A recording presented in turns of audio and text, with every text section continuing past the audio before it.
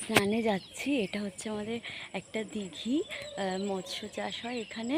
আর এই দেখো কত আকন্দ ফুল গাছ দেখতে পাচ্ছ।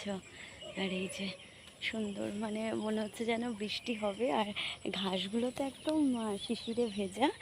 আমি হাঁটছি আর এখানেই তোমার দাঁড়াও, হাতে আবার জামা কাপড়ের ব্যাগ রয়েছে আমার, পোটলা সেই গ্রামের বাড়ির মতো।